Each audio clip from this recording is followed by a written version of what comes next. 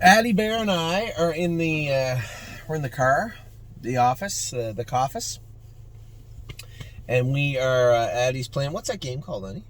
Horsey game. It's just called Horsey Game. I think it might have a more official name, but Horsey Game is fine. You're a good girl. So I want to get your videos done tomorrow. I head to Lexington, and actually Lauren has a couple of catch drives, like the amateur drives in Lexington, and asked me if she could get a ride to Lexington, which was fine, but I was racing on Monday, so I just told her she could take my car back home, and I'll just get a plane after Memory and Imagination races on Monday, I suppose. Not really the end of the world. What went on at the stable this week? I think it would be completely unfair not to lead with one of the most important stories for us, and that was the retirement of Cintra. I've been chewing on this for the last week for sure, but it's been building for a while. Cintra's an old horse. They have old injuries. Cintra broke his foot twice, right, when he was younger. He's had things that he's had to work through and work on, and we've been able to mitigate that and manage that. But just over the last few months, it seemed like you hear me talk about how the younger horses can recover after a training trip, and I'm talking about their cardio, their over, how do they look after they train. But the recovery for an older horse like Cintra is, how is he the next day? Is he a little stiff, right? I'm 46. Many of you are a little bit older. You know that we don't get out of bed the same way we did when we were 20. So how does he get out of bed every morning? How does he feel every morning? And That's me of a boy. Yeah. How does he wake up every day? And it seemed like after he raced the next day, so the day after that a little bit better, and so on and so forth. So there was some tenderness there, and we've always been able to manage it, and it just seemed like it was more difficult to manage. And you could see it, right, when horses are starting to hurt or starting to tail off a little bit. You see it on the racetrack. And Cintra certainly wasn't the Cintra of 2022 and 2023, and how could he be? He's an older horse. So our options were continue to manage it best we can and race him in a class we could competitively race him in. But after his last race, him looking so good, and then Harry called me and said he was a little bit sore after his race. I jogged him the next day. He wasn't too bad, but then he had Sunday off because he'd raced on Friday. He had Sunday off, and when I went to jog on Monday, he was pretty sore on it. We got it x-rayed, and I'm thinking worst case scenario, he's got a line in that ankle. We're going to have to stop with him for a while. But that wasn't worst case at all. Worst case was the vet said the ankle was starting to deteriorate, and it was only going to get worse. There was nothing medically we could do. And at that point, I knew the answer, but I have to consult everybody else. And somebody had asked me last night. I said, they're watching our videos. They found out we were retiring Cintra from my video the other day. So Standard Canner or Nicholas Barnsdale had called me first and then said, I saw in your video, you always talk about having the best clients. And then he said, I wasn't clear what you meant by, you just wanted to see what they were going to do. I just wanted to see. I wanted to see who we were dealing with, if everybody was on board with, because I couldn't really blame somebody from saying, hey, Anthony, is it worth, sweetheart, I'm doing this. Shh. Is it worth us getting a second opinion? Is there nothing we can do? That's a fair question, but one that was never asked. Not one person asked me, is there a chance he could race again? Not one. Everybody just wanted him to go to a good home. Nice horse, classy horse. Went out a winner in his last start. It's time to pull the plug. And I was just so proud of the way everybody approached the entire Cintra situation. So it was unanimous, and it was always going to be. I was just very proud of my partners on Cintra and the way that they handled the entire situation. So Cintra, when we bought him, it was a little bit of a difficult situation. He meant so much to the Maneri family, but they weren't in a position where they could protect him. And what I mean by that was they had partners that wanted to sell the horse, and they weren't in a position to buy them out, I guess, at that particular moment. And David said to me shortly thereafter, he said, if it ever comes to a time where he's done racing, he'll always have a home at the Maneri farm. So that was my second. After I had sent the message out to you, I had reached out to Dave and said, hey, I think the old guy's getting close to to us pulling the plug on his racing career. If you're interested still, I don't know if your situation has changed or not, but if you're interested, I couldn't think of a better place for him to go than back home where it all started. And he was pretty happy. He called me right away and said that his daughter and his wife were super excited about getting him back. And we'll have some sort of a ceremony. I'm sure I'm going to leave that up to Kelly and see what she wants to do. Nicholas did ask me if a horse like Cintra should make it into the Canadian Hall of Fame. How couldn't he? He was a Brian Award winner in 2017. He made $1.7 million, represented Mach 3 and Canada phenomenally in his career, and just has been a tremendous horse. Take away, you don't even have to count what he did for the stable, what he did for me over the last 2 years, winning the Gold Cup and Saucer. Don't even count that. You can just chop that right off, and he still should be in the Canadian Hall of Fame. So I believe Cintra should be, and I hope that the powers that be notice that, and he does end up in the Hall of Fame, because he is a classy horse and deserves historical recognition, I guess. So that is the biggest headline for this week. Probably the same fate for Brave World. We had bought him back in quite a different situation. I just spent the last 3 weeks just feeding him lots and trying to get some weight on him, discussing his situation. It's funny because his left front ankle is the one that's quite bad on him. You have Cintra with a left hind ankle and Brave World with a left front ankle. So Dr. Latessa said, well, let's get some weight on him. We can probably put some stuff in there to help him medically, help that cool down that ankle, but it won't be enough to probably get him back to the races. So he's likely done racing. I'm going to look for a home for Brave World also. I know we've no shortage of fans of Brave World out there also. He tried to do what Cintra did do.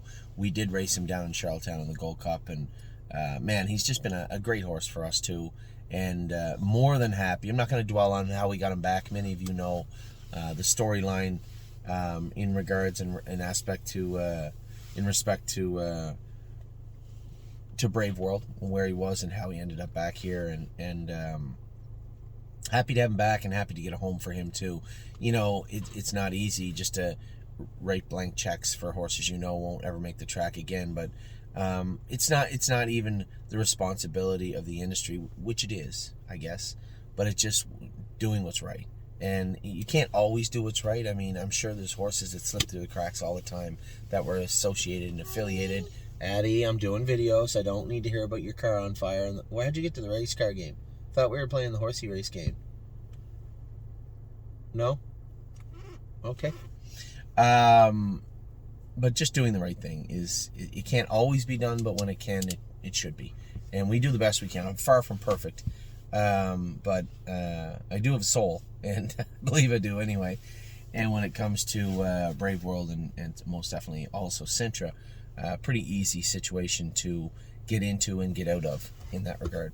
So those are the two main stories, I guess, from this week. Brave World, I still get a lot of people messaging me, asking me about him. I did hope that we could get him back to the races, but that left front ankle is just a little too roughed up. What's wrong, sweetheart?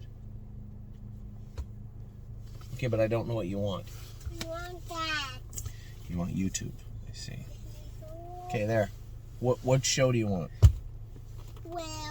Well, I don't want you watching anything because it's going to take away from me doing my video. Why don't you play the horsey game for a minute? No. Why don't we play the Kick the Artie and the Arse game? No? I want that. I don't know what that is. What do you I want? want YouTube. You're on YouTube. What do you want? Many of you know I want Barbie. have experienced this. Barbies? That's an absolute no. Can't listen to the Barbies. What about Paw Patrol or one of those? Paw Patrol. This one. Get. The one. Do you know the Paw Patrol movie is out in the movies right now? Yeah, but I want the Paw Patrol cupcake one. No, we're not playing the cupcake one. Which one do you want? All right, you got to take control of this. I'm doing a video here. You're interrupting the news broadcast. So those are the two main stories for this week for the stable. Obviously, in the racing world, in our barn, we had a pretty good week. I'm going to go through just a couple of quick overviews for this week, and then we'll get into the bigger portion, which is 6 horses that are racing in pretty major fall stakes over the next week or two. Turn that down. Over the next... Ollie did this too. They literally like to watch a video of Kids playing with toys. Ollie used to do this all the time, too. It's weird, by the way. Turn that down, or I'm going to turn it off. Down. Anyway, so let's get to the races. White Tiger was sensational the other day, a winner. Oh my God, I guess that isn't the only storyline now that I see White Tiger bringing Unbeatable Kemp back. I apologize if you are clients that own a piece of him and wanted to get back in. I haven't sent you the email yet. I will today. In fact, when I'm done this video, I will. Just to ensure that everybody gets back in that wants back in. And we did buy Unbeatable Kemp back, and Amy was so surprised.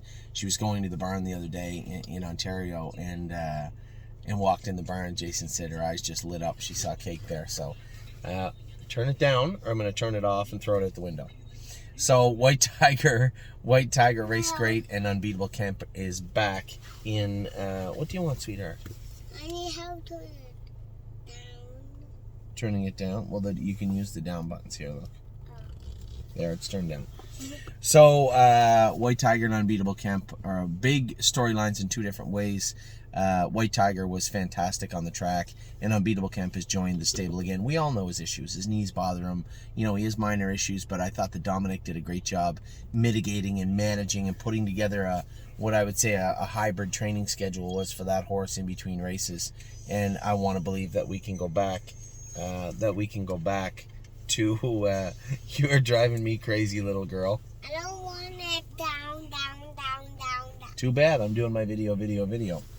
So, very happy to have him back. As I said, White Tiger was sensational the other day. Turn it down, or I turn it right off. Cutie Comer made a break the other day, but as I said, I went back and watched the video. I can't say conclusively she skipped over something, but I can't say that she didn't either. We're going to change her gear around and race her. She drew the rail next week. That will likely be her last start as she's heading to Harrisburg. I would like to put a lifetime mark on her, so she is going to get raced on Wednesday. Not that she wouldn't be anyway, but she's definitely going to get raced on Wednesday. Five Fish Species was tremendous last week and continues to race good for us. She has had quietly just an exceptionally good summer racing and state competition, so good job by her. Unique Style was a winner, but uniquely was not sensational, was kind of flat, really. Now, was it the deeper track with the open-toed shoes? When I looked at his blood work and then looked at everything surrounding that horse, that's exactly what I believe it was. And I just don't think... I would rather give him a couple more starts and see if he can adapt and learn to trot with those shoes on, because he's trotting really cleanly. If we turn the shoes back around the right way and race him, maybe he'll be fine. I'm sure he'll be fine. But in the off chance that that this is the best way for his gait, let's just see if he can pick it up over the next week or two. So we're gonna stay the course with this guy and leave no changes with Unique Style for next week. Halakai the third, I thought raced very, very well also. She got such a beautiful gait, this filly, and actually raced good. Aaron's horse just had enough, and he out sprinted me down the lane, but she raced very good. The only kind of heartbreaking point of the week, because it had other ramifications than just that race, was Spitfire's break at the Liberty Bell. You know, we really still had a very poignant dialogue between clients, between myself and clients, over the last 3 days about going. Some people just wanted to go to the Breeders' Crown because he's on that precipice. He's on the cusp of being a Breeders' Crown. Hey, shh. Of being a Breeders' Crown type horse. And then at the same token, he isn't quite there yet. And do we go there hoping that he can jump up more? Have we not asked this horse for a lot? Here's a horse that had an AFib episode in the summer. You know, we treated him, brought him back ahead of schedule, mind you. He raced out of his skin and raced great off of Lasix also, which does play a component. If we go anywhere and just continue to race this horse to the red line every week, I find it hard to believe that we won't scope him one of these days and there's going to be a little blood in there, and then we have some work to do. So I believe there was two paths. There felt like there was lots of paths, but there wasn't. There was two. There was Overnight, Pegasus, Erskine, or there was Breeders' Crown, and if he didn't make the final, Pegasus, Erskine. I think I am going to side with the conservative clients in this regard, where I don't think, and it was only after I had a little more discussion with Scott Zeron actually about it, and he said, yes, the division is tired, but I don't think that Spitfire Overseas wants any part of tactical approach just yet. And he said if the Breeders' Crown was in a month, and this is why the Liberty Bell was so important. You know, if he had a month to prove that he could, great. He said, do I think they're totally different animals? Well, yeah, right now, but I can see if Spitfire Overseas improves, he could get to that caliber at some point. You know, here's a horse that did have that AFib issue, did miss a big chunk of his summer. Trot's nice, puts the odd step in, though. I'd love to see him come back as a 4-year-old with no hobbles on. I don't think you're going to see that. You're going to see him come back at 4, but I don't think you're going to see him come back in that regard. Yes, he is. And racing, but again, it boils down to what's right for the horse and what's the smart play here. And hopes and dreams should not be factors of a useful condition sheet. And I do. You know, I was watching the Liberty Bell, and I could see him coming up to the gate, and I'm like, just relax, don't. And it was kind of heartbreaking because I think somewhere inside me, analytically, I had computed what had just taken place. And there was a large voice inside me that had already made its mind up. You can't justify putting this horse in the Breeders' Crown after today. And that was you know, a watershed race for the most part. A watershed moment was that race in it just tilted us off course a little bit at the wrong time. And I had a great conversation with one of our clients about timing again last night and how it was just the wrong time. So Spitfire made a break the other day. I can't help you right now, so you're gonna have to go back to the front page and put it on where you want to watch it. Okay? Good girl. Shh. So Spitfire Overseas was great. A horse that I thought bounced back really well last week was Nothing But a Dreamer, and that's a pretty soft pop-up series.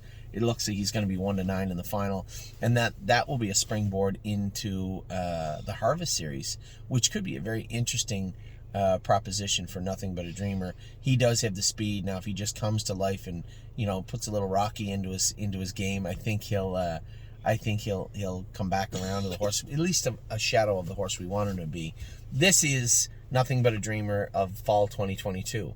I don't see a whole lot of difference between the two of them, and I just want to see a better Nothing But a Dreamer 2023. Maybe he had allergies. Maybe they were bothering. Maybe he was, you know, still maturing. There could have been a lot of things. We just spoke moments ago about timing, and this could be a big timing issue for him. Maybe he is starting to come around, and this pop-up series and hopefully the Harvest Series will springboard him into a much stronger fall and then winter 2024.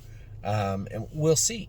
You know, again, I love some of the dialogue we have with our clients sometimes. Somebody said, well, probably put him away in November, I guess. No. I want to put him away when he should be put away. You realized, and somebody said, well, I think we waited too long to put Resolute Bay and Renegade Gypsy away last year, and that's why they didn't come back as good. On what grounds would we have that? It's just, it's wonderful to look at a situation and say, this is what I think that went wrong. But you don't have the information you need to make that decision. Physically, were they okay? Mentally, at what state were they when we put them away? When they come back, how did they train back? Did they have a good training season where they were getting ready for the races? Did they prep well? What happened when they got to the track? Did they get sick? Did they tie up? Are their feet sore? You didn't have any of that information, so you're making aspirations where you don't have the equation to look at. So looking at something from the outside in sometimes makes it a little easier to make decisions and to try and formulate answers. But when you don't have the actual equation in front of you, it's very difficult to do. So when it comes to Spitfire, not a big fan. You guys saw it. It hasn't been a great scoreboard for us, keeping 3-year-olds over to 4, and they're going to have to be kind of special for it. I can assure you, Spitfire Overseas is going to be kept over to 4. Carter Michael Dio is going to be kept over to 4. Nothing But a Dreamer, I don't know yet if he's going to be kept over to 4. We'll see how the next few weeks goes. For right now, let's just focus on what he is, which is racing very well according to his last start. Yes, he was in easier and he won easy, but he looked looked the way he should. He didn't just overpower a bunch of inferior horses. He looked like we wanted nothing but a dreamer to look. So I was happy with him. I was really happy to see Yo Mister come back again, and somebody messaged me, said I should have won off that trip. Now, he was supposed to beat Dayson? Okay. Well, he's never beat him in his life, and he probably may never beat him before Dayson retires. Be nice if he did, but there's two different horses there. Now, they aren't apples and oranges, but you can be sure they're not the same apples. I can guarantee you that. Yo Mister's got a long way to go before he catches up to Dayson. I can guarantee you that. So a good horse beat him fair and square, but he raced rather well. Looked comfortable on the lead. Looked sound, which is most important, and I thought the horse raced very, very well. Swinging Senior, maybe one of her best races of her life was the other night.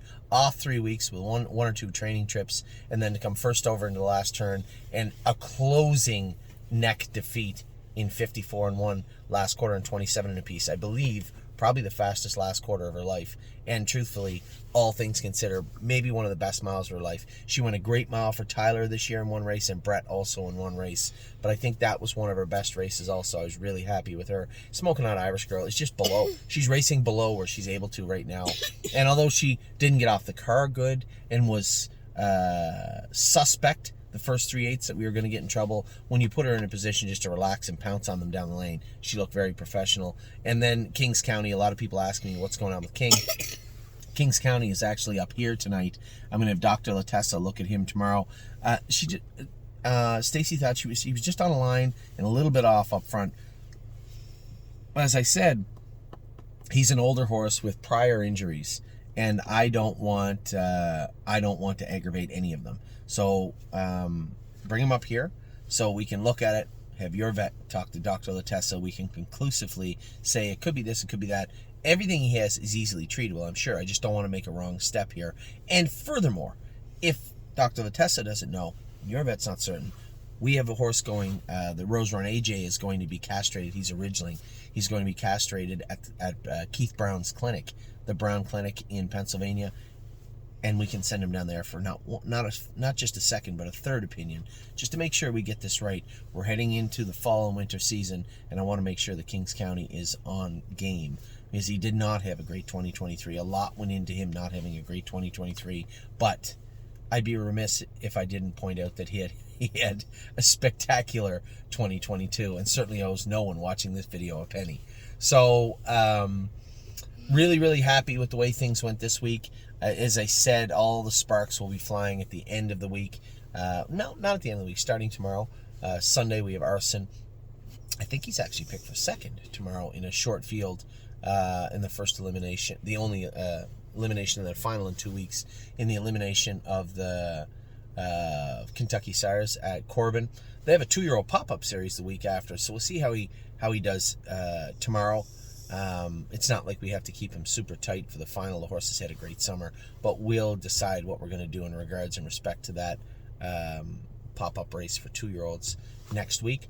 On Monday, we're going to race Memory and Imagination. So excited to race him. Here's a horse that just, that day really threw a kink into insider trading and Memory and Imagination. That accident on the highway, it certainly wasn't Megan's fault or anybody's fault, and somebody did pass away in the wreck, but it really kind of wrecked the whole summer for those two horses, and obviously there was much more play in a negative aspect in that day than just two horses that didn't make the races. Somebody lost their life, but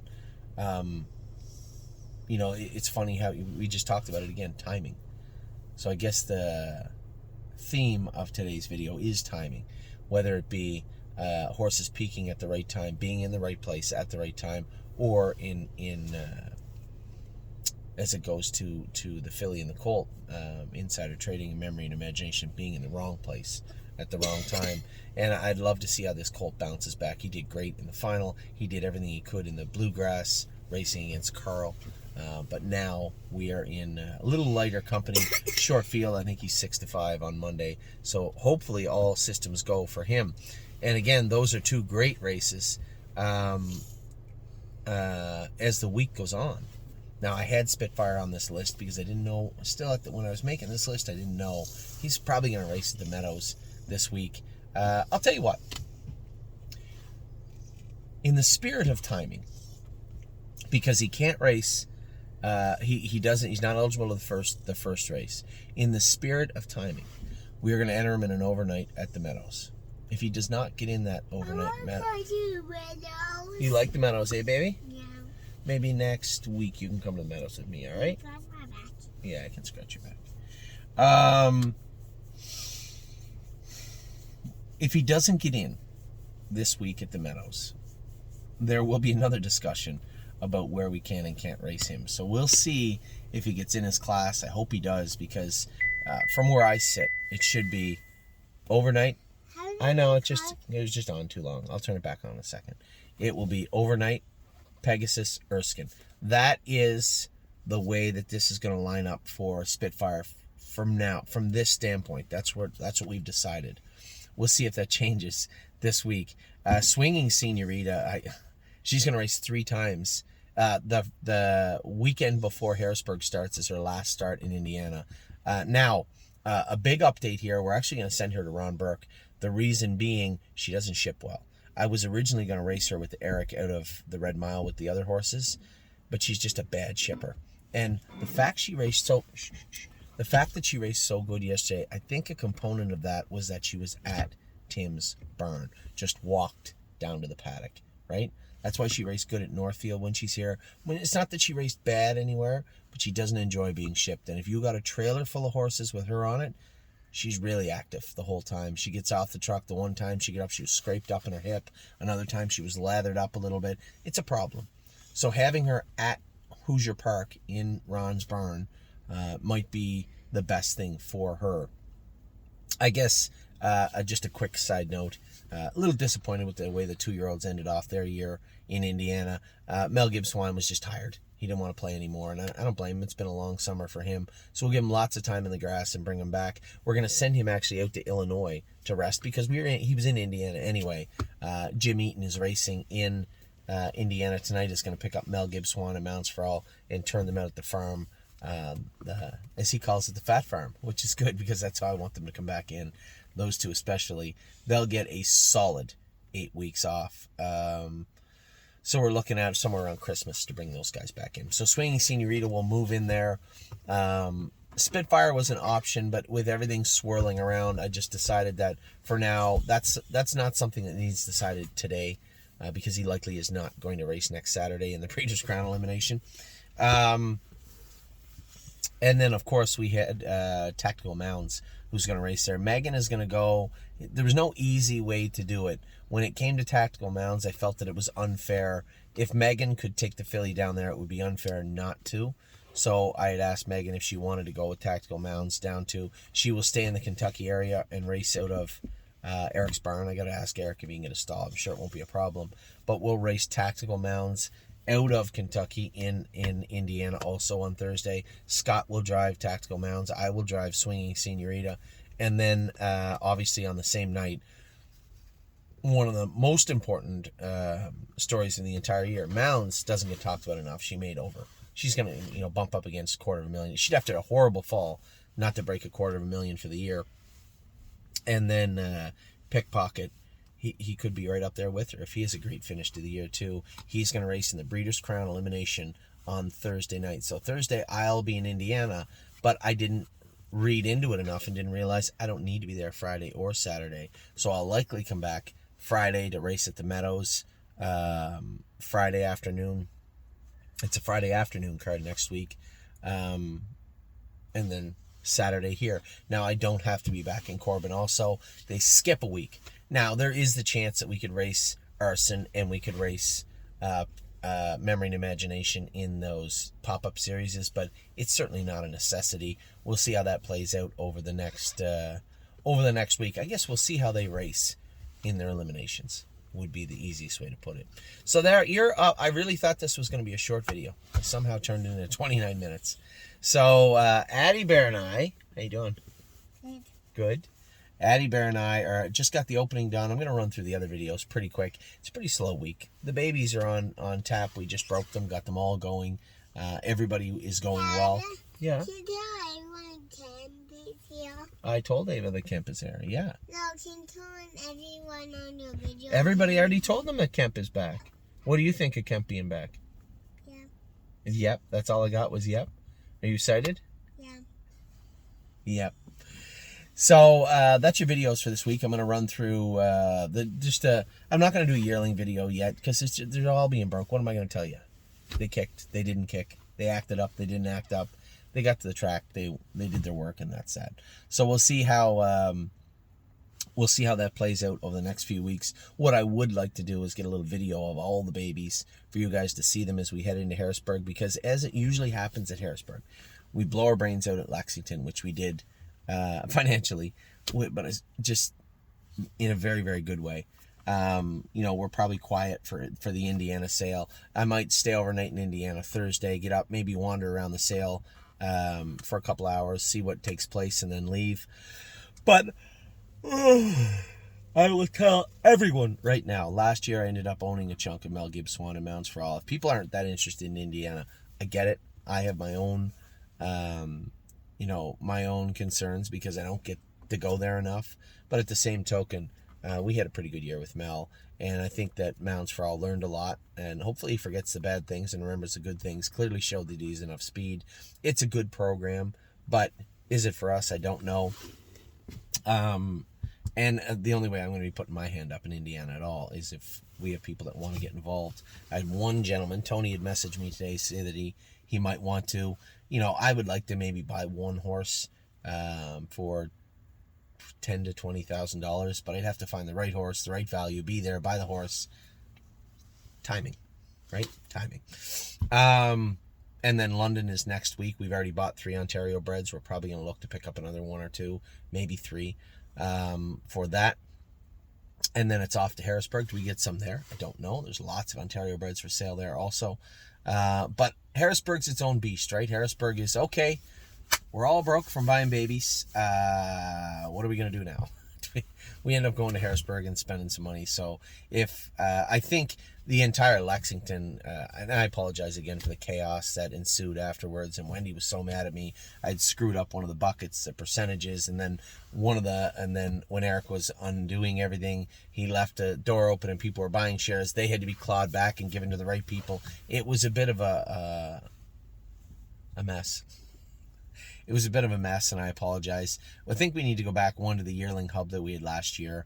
So I'll ask Kelly to do that before Harrisburg. We will have a show from Harrisburg for everybody also. We likely will be bidding on horses, but this is the time of year and most definitely the sale where we're going to need people to step up and say, yes, I want to be involved for X amount of dollars, or I don't, and that will be that. And zero concerns either way. I'm not trying to...